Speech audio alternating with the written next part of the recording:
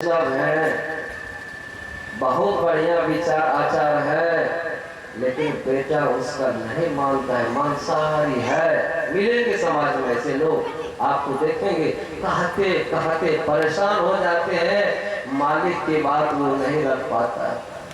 अहंकार है आपके पास, अहंकार को तज दीजिए। देखिए वहीं से शुरू, हम सत्संग में आए हैं, अहंकार को तज दीजिए। हम बहुत बड़े हैं, गांव के प्रधान हैं, हम कुर्सी पर नहीं बैठेंगे, हमसे बड़े बड़े बुजुर्ग, हम समाज के लिए हैं। थोड़ा सा मुश्किल को कम कर दीजिए।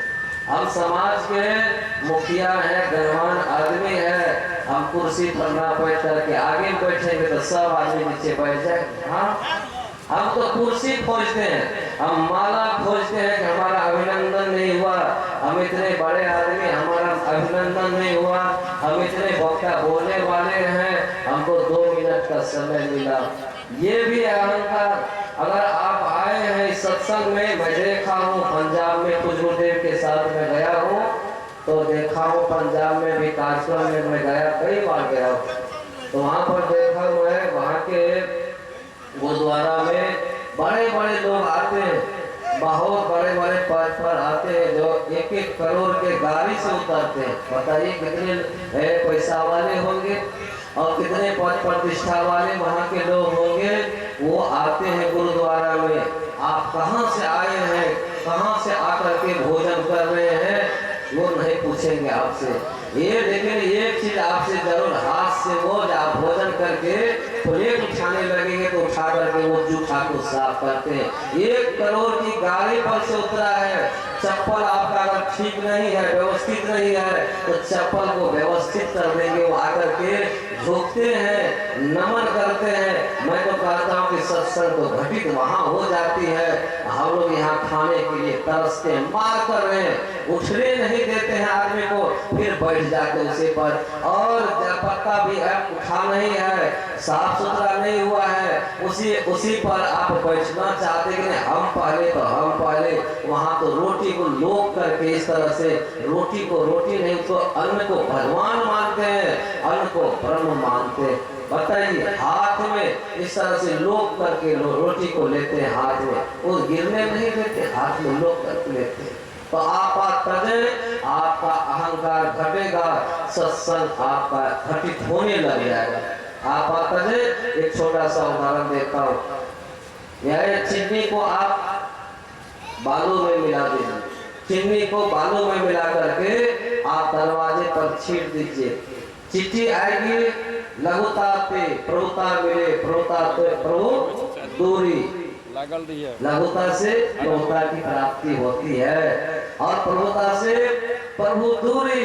अगर आपके जीवन में प्रभुता आ गई, आपके जीवन में अहंकार आ गया, तो प्रभु आपसे दूरी। समाज के जो बुद्धिजीवी लोग हैं वह भी आपसे नहीं सटेंगे। कोई आदमी आपसे, अहंकारी आदमी की आवाज भी वो अलग हो जाता है, सुनेंगे आप, तो चिट्ठी उसमें जाकर के क्या करती है, तो बालू को छोड़ करके चीनी को चुन चुन करके खा लेती। लेकिन हाथी वही आज उसी बालू कर को मिला करके चीनी में और उसको छीट दीजिए, वो सूर से उठाएंगे और उसको स्नान करा दीजिए, पूरे साफ सुथरा करा दीजिए, उस बालू को उठा करके चीनी को मिला हुआ जो बालू है उसको उठा करके पूरे शरीर में छिड़क लेगा। क्या बालू है, क्या चीनी है, पता नहीं, लेकिन लघुता से प्रभुता की प्राप्ति हो जाती है। आप नीचे स्तर से काम उठाइए, झुक करके चलिए, आपका कल्याण होने वाला, अभी होने वाला। हम अहंकार में पड़े हैं कि मैं सबसे बड़ा हूँ, मैं बहुत धनवान हूँ, मैं बहुत विद्वान हूँ, मैं बहुत बड़ा पहलवान हूँ। निश्चित रूप से एक कदम भी आप आगे नहीं बढ़ सकते। आइए चलो आगे करते हैं। आप हरि भजे, ये हरि क्या है, इसी का चक्कर बहुत भारी है, ये हरि का चक्कर बहुत भारी चल रहा है। अभी 2 रूप में भगवान के लोग उपासना करते हैं, एक साकार रूप में, एक निराकार रूप में। साकार रूप में क्या है? साकार रूप में भी आप देखेंगे कि साकार में भी दो तरह से पूजा लोग करते हैं और निराकार में भी दो तरह से। ये भक्ति साकार रूप में दो प्रकार से और निराकार रूप में दो प्रकार से। लेकिन कबीर साहब किस भक्ति को अपनाते हैं इस बात को मैं बहुत बताऊंगा आगे। लेकिन संसार के लोग ये हरि के संबंध में क्या करते हैं? साकार रूप में बाहर दो भगवान। कौन कौन भगवान? तो आप देखेंगे मूर्ति स्थापित करिए, मूर्ति को बहुत आदमी मंदिर में स्थापित करते हैं, साकार पूजा करते हैं। मंदिर में भगवान को लगाते हैं और उसमें मूर्ति लगाते हैं, रात दिन उसी की पूजा उपासना। जब तक उसको भोग नहीं लगाएंगे तब तक अपने वो पुजारी नहीं खा सकते, घंटी नहीं बजाएंगे, आरती नहीं करेंगे, पूजा नहीं करेंगे, तब तक वो विश्राम नहीं करेंगे। तमाम एक काम जो है उस मूर्ति के इर्द गिर्द हुआ करता है। ये बाहरी पूजा, ये बाहर में भगवान लोग मानते हैं उसको। एक बाहर में और भगवान है, माता पिता गुरु और आचार्य। ये आचार्य जो है, ये जो देख रहे हैं इसकी पूजा साकार रूप में संत सम्राट स्वरूप कबीर साहब कहते हैं कि इसकी उपासना होनी चाहिए। यही सच्चा काम है। और हम लोग क्या करते हैं? बाहर में मूर्ति की उपासना करते हैं, वृक्ष की उपासना करते हैं, पानी की उपासना करते हैं, जड़ पदार्थ की उपासना में लगे रहते हैं। कहते हैं कि उससे आपका कल्याण होने वाला नहीं है। कबीर साहब कहते हैं ये संत सम्राट स्वरूप कबीर साहब की परंपरा में पूज्य गुरुदेव जी कहा करते हैं सदुपदेष्टा सर्व प्रकाश की चर्चा भी आई है। उस सर्व प्रकाश में सदुपदेष्टा पारक निष्ठ विवेक वैराग्यवान प्रत्यक्ष संत सदगुरु की सेवा भक्ति एवं उपासना करनी चाहिए, जिनके द्वारा मानव मात्र को सत्यासत्य का बोध होता है। ये बाहर में जो प्रत्यक्ष है उसकी उपासना आप करिए, आपको फल मिलने वाला है। ये बाहर में आप मूर्ति की उपासना करते हैं, कुछ मिलने वाला नहीं है। हम कहते हैं एक बात, 11 मूर्ति का भंडारा आपको करना है तो 11 मूर्ति को दल दे दीजिए। आप 11 मूर्ति जहाँ जहाँ स्थापित है, हनुमान जी तो चौराहा पर मिल जाएंगे आपको, तो वहाँ जाकर के तुलसी का पत्ता लीजिए, कहिए हजूर ये आपको 10 बजे का भंडारा का दल है, स्वीकार कीजिए। वहाँ दे करके फिर आगे बढ़िए, दूसरे जगह जाइए, वहाँ भी राम जी की मूर्ति है, कहीं कृष्ण जी की मूर्ति है, जहाँ जहाँ मूर्ति है सब जगह जा करके तुलसी दल छोड़ दीजिए और 10 बजे का सबको निमंत्रण दे दीजिए। आएंगे वो मूर्ति, आएंगे भोज खाने के लिए, भंडारा खाने के लिए। कौन मूर्ति आएंगे भोज खाने के लिए, भंडारा खाने के लिए? जो वहाँ पर पुजारी है वो आएंगे, मूर्ति नहीं आएंगे। लेकिन वो पुजारी दिन भर रात भर परेशान है भोग लगाने के चक्कर में। संत सम्राट सदगुरु कबीर साहब कहते इस मूर्ति को उपासना करो। जो मूर्ति खाने वाले हैं, जो खिलाने वाले हैं, इसकी जो बोलने वाले हैं, जो सुनने वाले हैं, इस मूर्ति की उपासना करो। जिसने आपको कुछ दिया है, किसने दिया है? तो माता पिता ने दिया है। इस शरीर में किसकी लागत है? इस शरीर में, शरीर बनाने में मूर्ति की लागत नहीं है, इसमें माता पिता की लागत है। तो माता पिता की उपासना कर लीजिए। गुरु जी की लागत है किसमें? तो आपको ज्ञान देने में, ज्ञान को बढ़ाने में, आपके जीवन जीने की कला को बताने में गुरु जी की लागत है। तो गुरु जी की उपासना कर लीजिए। समाज ने आपको बहुत कुछ दिया है, समाज के लोगों ने आपको बहुत कुछ दिया है, तो समाज के लोगों की उपासना कीजिए। आप घर में आग लग जाती है तो कौन बुझाने आते हैं? मूर्ति बुझाने आते हैं कि समाज के लोग बुझाने आते हैं? बताइए आप। तो समाज के लोग आपके घर की आग को बुझाने आते हैं, तो उस समाज के लोगों की उपासना कब करेंगे? उसकी ऋण को कब उतारेंगे आप? ये बात संत सम्राट सदगुरु कबीर साहब कहते हैं। अगर आप रोड पर गिर जाएंगे तो कौन मूर्ति उठाएंगे आपको? ये जिंदा मूर्ति उठाएंगे कि मुर्दा मूर्ति उठाएंगे? बताइए आप भी लोग निर्णय अभी कीजिए, वहां बाहर जाकर के नहीं करेंगे, अभी कीजिए कि कौन उठाएंगे आप। अभी बताइए कौन मूर्ति आपको ये वस्त्र दे रहे हैं? ये वस्त्र कौन मूर्ति दिए हैं? एक भी आदमी यहाँ बैठे हैं, बताइए माता जी आपको कोई मूर्ति साड़ी दिए हैं? जिस घर में आप जिस देवी देवा देवता की उपासना करते हैं रात दिन, कहते हैं कि गोसाई को लिपते लिपते हाथ किया गया है, तो उस गोसाई ने आपको कभी एक पल्ला साड़ी दी है? माता जी बताइए। हम तो प्रचार करेंगे जगह जगह, हम तो भारत में घूमते हैं, जाकर के कहेंगे कि आइए तमाम जगह ये रामचंद्र साहब जी सत्संग करवाए हैं अपने गांव में, और उनके गांव में एक आदमी ताकि हम एक माता जी कहे कि हमको साड़ी मिली है, मूर्ति के द्वारा दिया गया है, ये बाबा लोगों को धोती दिया गया, कुर्ता दिया गया है, देवता ने दिया है, हनुमान जी ने दिया है, राम जी ने दिया है, कृष्ण जी ने दिया है बाबा। तो बताइए कभी कोई गिर गया है तो कोई मूर्ति आकर के उठाया है उस आदमी को? किसने उठाया? किसी इंसान ने उठाया। जिंदा मूर्ति ने आपको उठाने का प्रयास किया, डॉक्टर को बुलाने का प्रयास किया।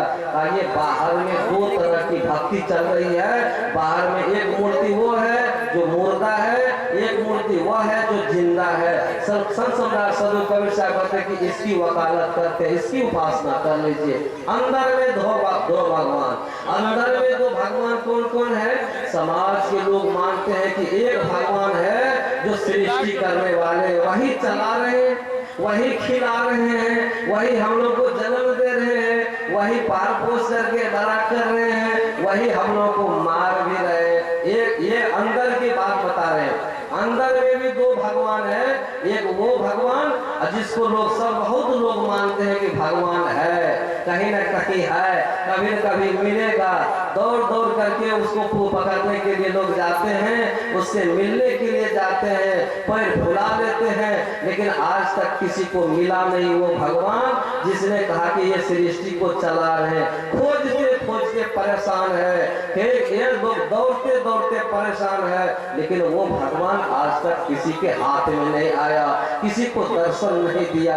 और संत सम्राट साधु कबीर साहब कहते हैं पूर्व दिशा हरि को वासा, पश्चिम अलह मुकामा, दिल में खोजो दिल ही में खोजो, यही करीमा रामा।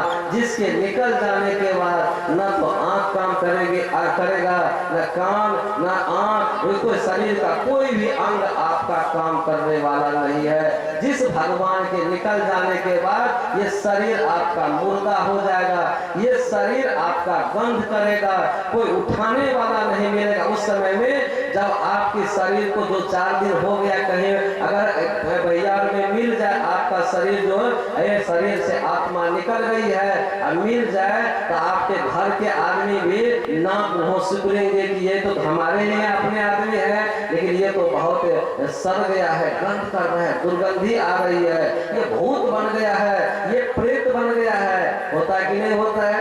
ये शरीर से आत्मा निकल जाए तो इसकी वकालत संत सम्राट साधु कबीर साहब कहते कि इसकी उपासना कर लो, इसकी भक्ति कर लो, इसको जान लो। उधर जानने की आवश्यकता नहीं है, न उधर कुछ मिलने वाला है हाजिर कहीं दूर बतावे, दूर की बात निराशी, पानी में मीर प्यासी, मोहे सुनी सुने आवत हासी। ये तो हाजिर है हाजिर, हाजिर से हुज्जत करते, जो नहीं है दौड़ लगाते हैं उसके पास। तो साहब कहते हैं हरि के संबंध में बाहर है, ये शरीर है, और ये माता पिता के द्वारा जो निर्मित ये शरीर है, तो माता पिता के अंशी हम लोग हैं, अंश हमारा, हम लोग अंश हैं, माता पिता हमारे अंशी है। ये हमारे माता पिता के द्वारा ये शरीर का निर्माण है, हमारे शरीर में माता पिता भी है, प्रत्यक्ष रूप में है। माता पिता गुजर भी गए हैं, उनके भी माता पिता भी वर्तमान में है, क्योंकि ये शरीर उन्हीं का दिया हुआ है, इसमें उसकी लागत है, तो ये इसमें वो है, प्रत्यक्ष रूप से है। मैं सुबह के सत्र में फिर बताऊंगा कि माता पिता शरीर में कहाँ है, किस तरह से है। तो माता पिता की लागत से शरीर का निर्माण है, तो इसकी वकालत साहब कहते हैं कि इसको आप बचा करके रखिए। कब तक? जब ये बचने वाला तो है नहीं, आया है सो जाएगा। राजा रंग फकीर, एक सिंहासन चल चले, एक बंधे जात जंजीर। इससे काम कर लीजिए, ये साधन मिला है, इस साधन से काम कर लीजिए। ये सत्संग जो हम लोग सुन रहे हैं, सत्संग में जब हमारे मन संचालक महोदय कर रहे थे सत्संग की समझ में, तो ये सत्संग एक मनुष्य मात्र के लिए सत्संग की आवश्यकता है। पशु पक्षी सब अपने अनुसार चल रहे हैं, व्यवस्थित चल रहे हैं, लेकिन ये मनुष्य अव्यवस्थित हो गया है। इसलिए ये सत्संग की आवश्यकता है। बैल का भी आज तक बैल को किसी ने कंठी नहीं बांधा है। पूछिए इसमें कितने महात्मा है, किसी बैल को कंठी बांधते देखे महात्मा को?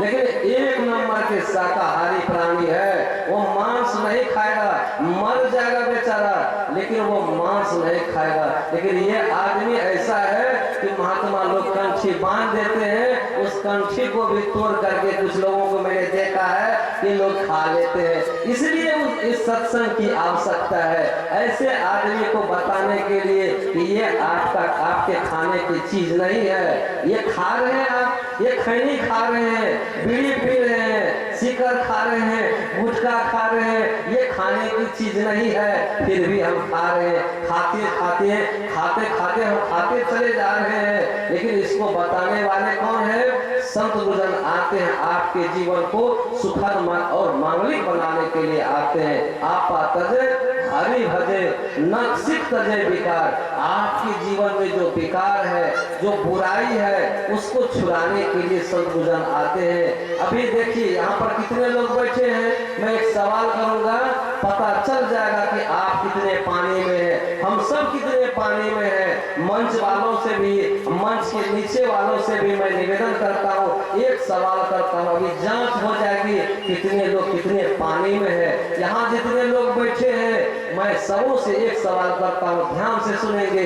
कितने इसमें लोग हैं, कितने इसमें साधक बैठे हैं, बच्चे, जवान, स्त्री, पुरुष, सबों से एक ही सवाल कि कौन कौन इसमें से खैनी, पान, बीड़ी, सिगरेट, सुपारी, शिखर, जर्दा, चाय है, किसी प्रकार का नशा कोई नहीं खाते? कौन ऐसा व्यक्ति है जो नहीं खाते पीते? हाथ उठाइए।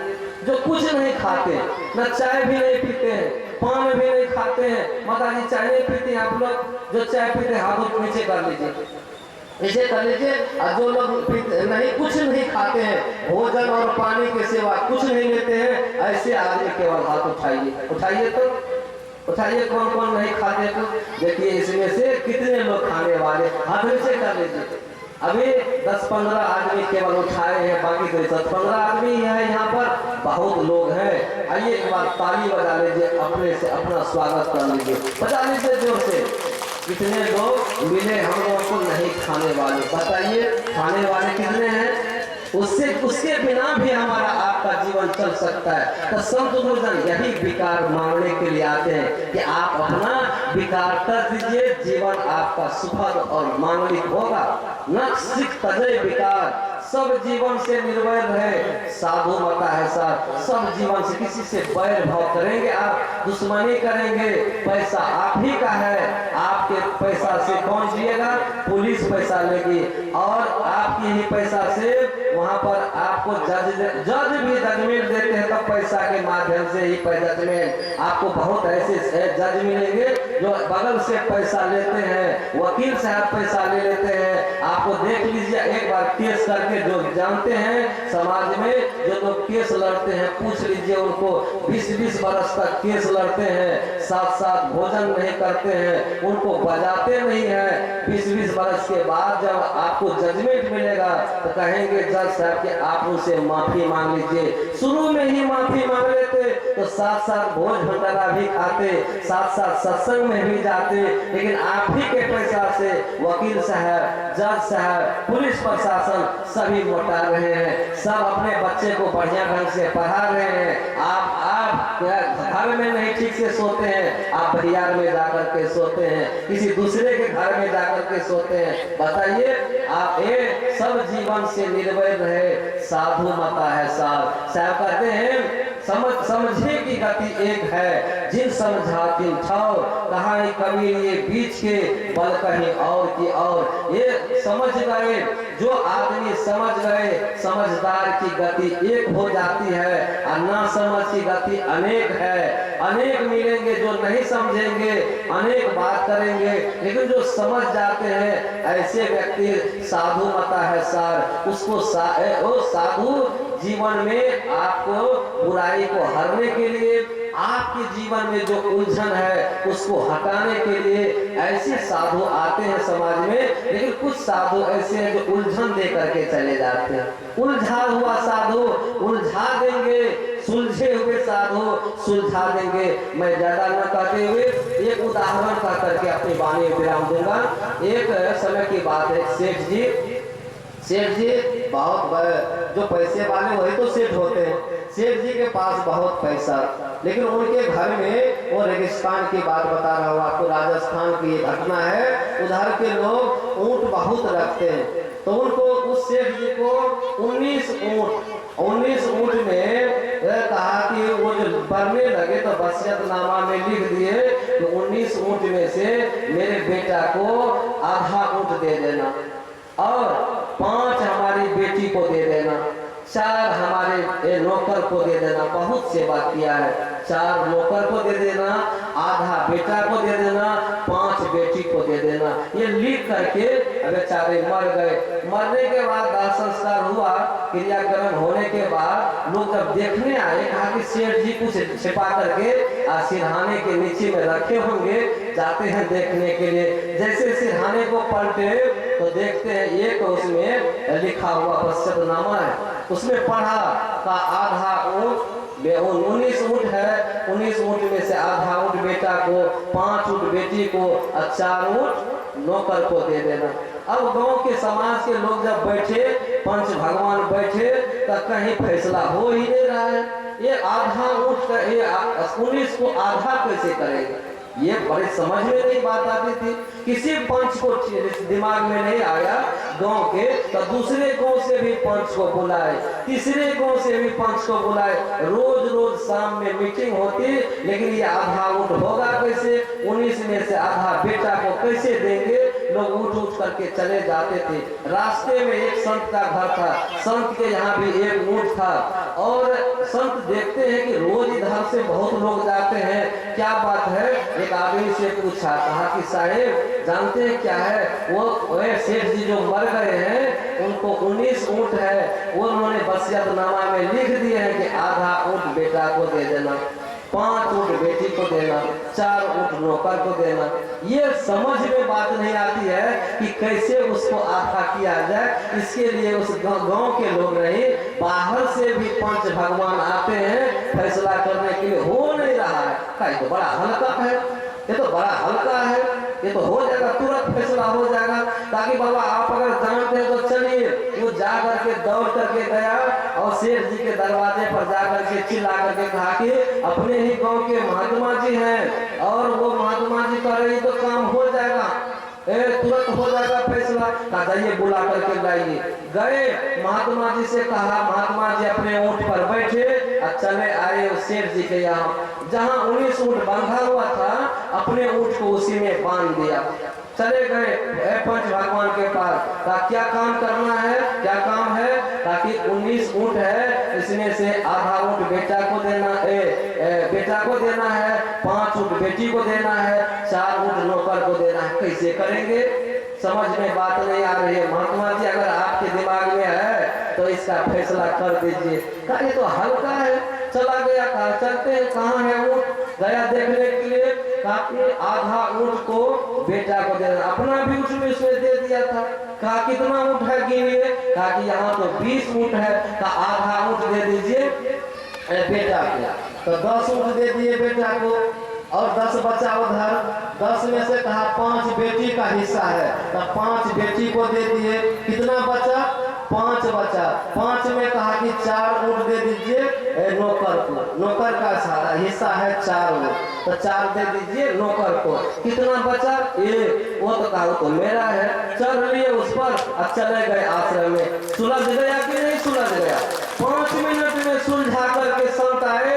5 दिन से बहुत पंच भगवान आ रहे थे, जा रहे थे, फैसला नहीं हो रहा था। संत आए, सुलझे हुए संत आए, सुलझा करके चले गए।